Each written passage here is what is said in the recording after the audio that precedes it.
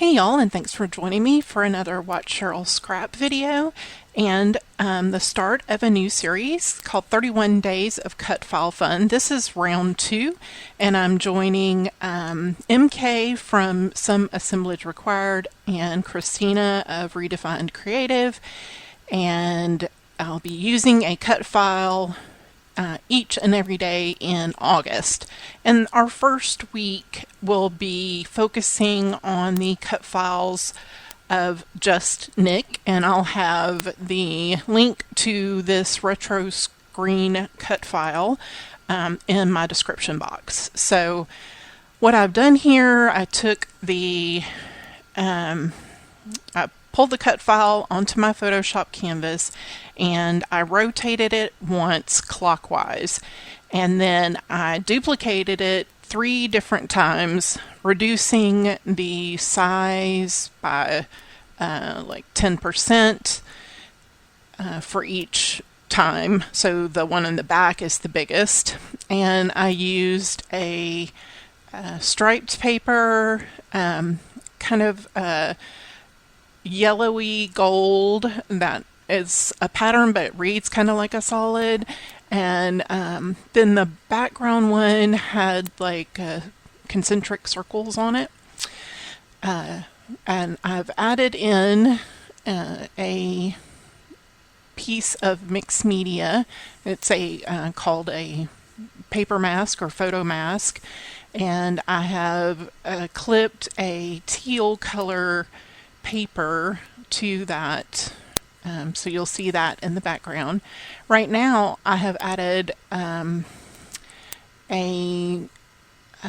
vertical strip of sequins and beads, and so what I have done is to make it appear that they're a little different, I added a layer mask to the file, and then to those sequin files, and then just actually painted away the sequence I didn't want showing. So if you need help or want to know how to do that, I think I have a video up on my other channel about that, but it's very easy to add a layer mask. Down on the bottom of your layers panel, there's a square with a circle in it, and that will help you add your layer mask and make sure you're clicked on it, and then you can use your brush tool with black, and black conceals or takes away a portion of the image, and if you make a mistake you can just turn the color to white and paint back and it'll come back.